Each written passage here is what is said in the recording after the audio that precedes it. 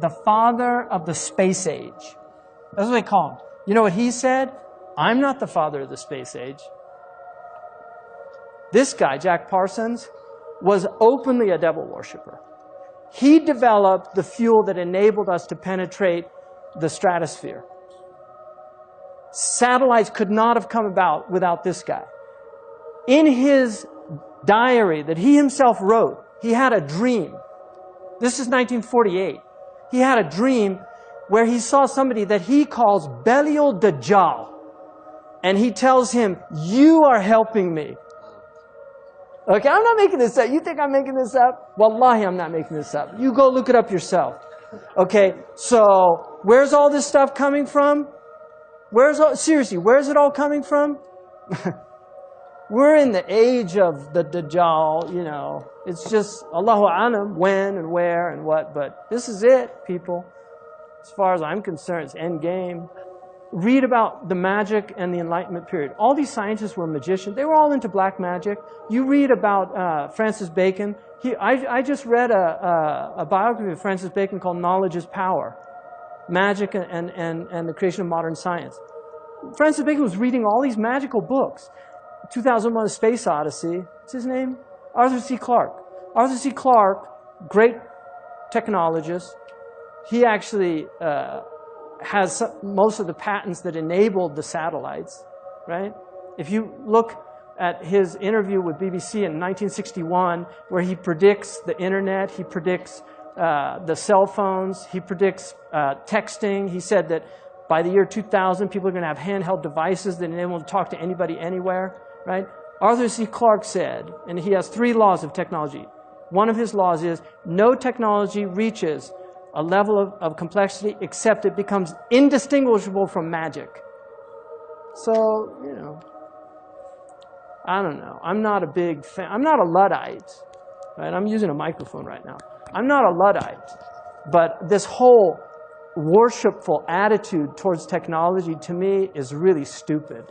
The Illuminati's agenda to use the Apple Computer Company to brainwash the masses in preparation for the transhumanist evolution, as well as prepare them to accept the mark of the beast. The Apple Computer Company is a sinister company being used in the Illuminati agenda to prepare the Antichrist kingdom.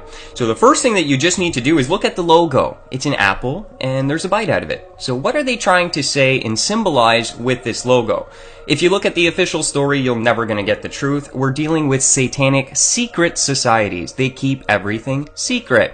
And so this is a symbol from Apple Computer of satanic Luciferian enlightenment, that godhood can be achieved by a bite out of the forbidden fruit. The first Apple was sold for $666.66. Historical first yesterday, as Apple, maker of MacBooks and the iPhone, of course, became the first public U.S. company to be valued at $1 trillion. It's the company that promised to change the world. Today, it's iPhones and other products the center of life on the go. Now, Apple making history as the world's first $1 trillion company.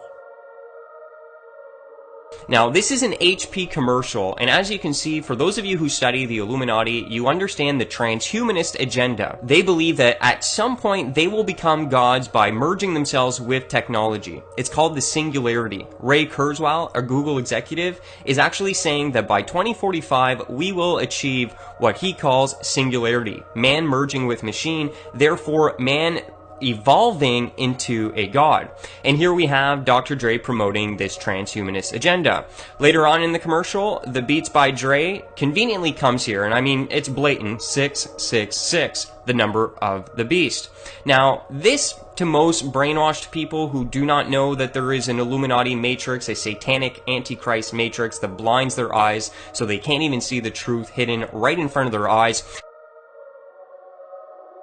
Apple possibly poised to make the biggest deal in its history, and in the process, create what could be hip-hop's first billionaire. This is all about Dr. Dre's popular company Beats, which does headphones and much more.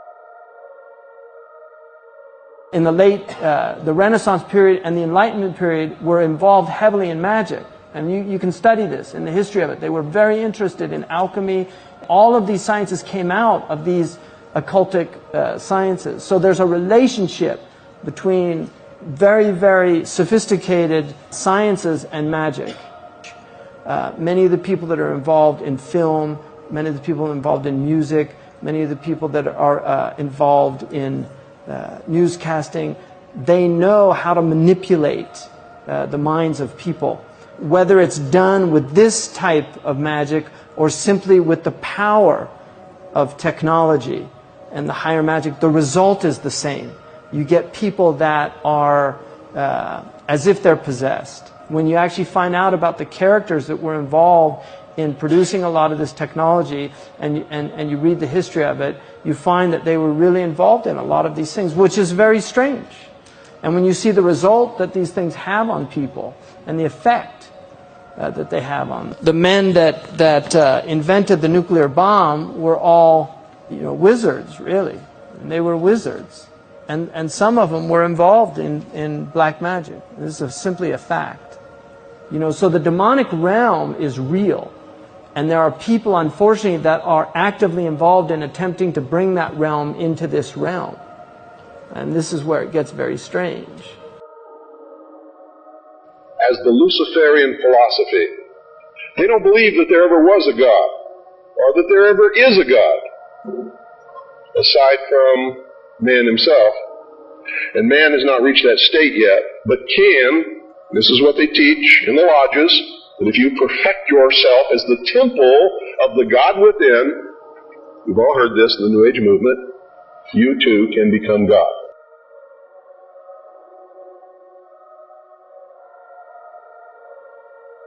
The term I am seems to be quite powerful and is used more often than any of us even think about. And God said to Moses, I am that I am. And he said, thus you shall say to the children of Israel, I am has sent me to you. So what does I am mean? I am means God. It means bypassing God and cheating death. The elite have been trying to find ways to live forever for a long time now, and they are getting close. I am means hijacking God's creation and changing it so it can defy death, which is not natural. We are meant to live and die. It's as simple as that. Is anyone familiar with the pop star Will I Am? He is admittedly a futurist, meaning that he is big on the development of future technologies. Not to say that this is inherently bad, but when you understand what I am actually means, then it changes your perspective pretty quickly. Will I Am owns a company called I Am Plus. When you go to the About section of I Am Plus, it says this: I Am Plus is a Hollywood-based technology company. Our vision is to create a community of creatives and coders, and believe that through music and technology as the first step, we can usher in a powerful new era built on AI. Artificial intelligence, of course. So this is obviously a pro-transhumanism company. Not to mention, H+ is the abbreviation for transhumanism, and there is a magazine called H+, dedicated entirely to transhumanism. Will I Am seems like a harmless pop artist that makes music for little kids, but it goes much deeper than that. In fact, when you really pay attention to his music videos, you see a lot of transhumanist symbolism. It even shows in his work with the Black Eyed Peas. Let's start with Beyonce and her album, I Am... Sasha Fierce. So I looked around a little, and sure enough, I found an ad for the Beyonce 2009 I Am tour, with her portrayed as a cyborg.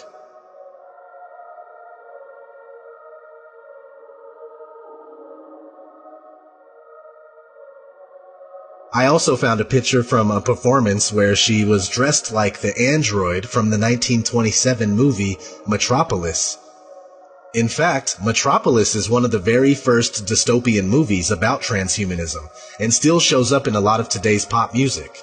In the movie, there is an inventor who creates a machine man that he considers to be the man of the future.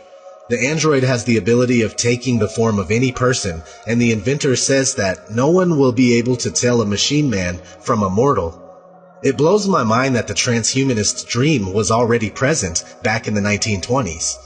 And today we see Beyonce, Kylie Minogue, Janelle Monáe, Christina Aguilera, Lady Gaga, and many more paying homage to the metropolis, whether they are in the know or not. Let's check out a company called Humai. This company is dedicated to figuring out how to upload people's consciousness into computers in order to live forever. What's interesting is that Humai backwards says I am. You can't make this stuff up. One of the people that work there is Kate Aquino. She's listed as a futurist and she's all over the internet under the handle Miss Metaverse, pushing the transhumanist agenda. Her father happens to be Michael Aquino, a satanic high priest and founder of the Temple of Set. But not only that, he was a lieutenant colonel for the United States military at the same time, and the military was fully aware. Here's an old newspaper article about Michael Aquino with the title "Devil Worshipper Holds Sensitive Army Post and Top Brass Says No Problem." Here he is hanging out with Anton LaVey, the founder of the Church of Satan. And it doesn't matter if you believe in that kind of stuff. The scary thing is that they do believe it, and they are acting on it. One day, everything in this world that was once natural will be synthetic and without a soul. And they are knowingly and actively corrupting his creation to the core. At least that's what they think.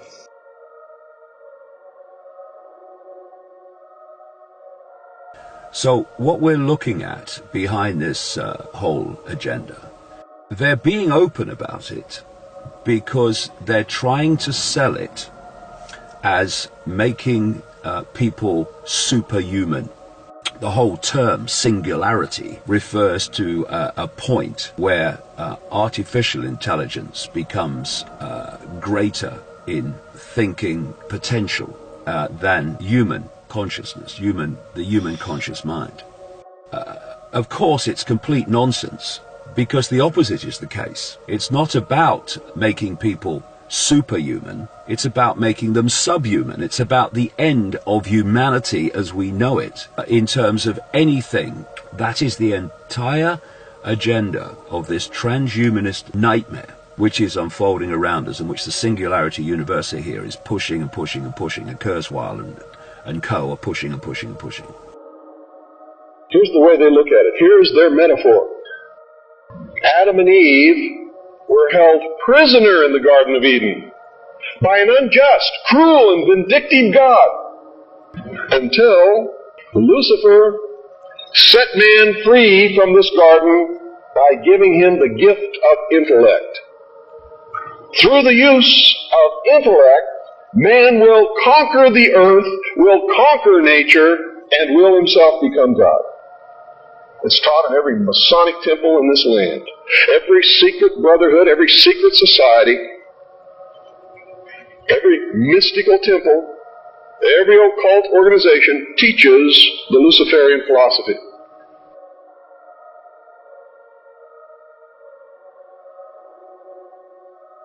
To bring in the New World Order, they need to create a Big Brother spying system where everyone is monitored and they can, just like God, see all things.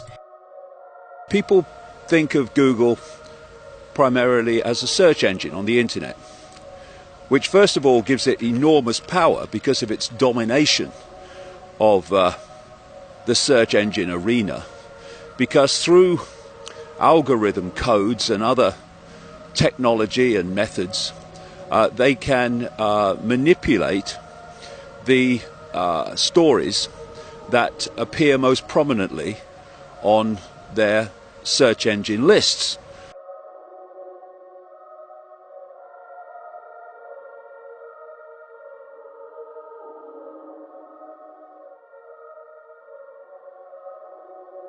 Of course not. That is a warm hoodie. Yeah, no, it's a thick hoodie. It's a company hoodie. We print our mission on the inside. What? Oh my really? God, the inside of the hoodie, everybody. Take a moment. What is it? Making the world more open and connected. Oh my God, it's like a secret cult. Look at that. Making the world open and connected. Stream graph platform, and this weird symbol in the middle that is probably for the Illuminati. Oh, 2010. No, it's 2010. Okay. Oh, no.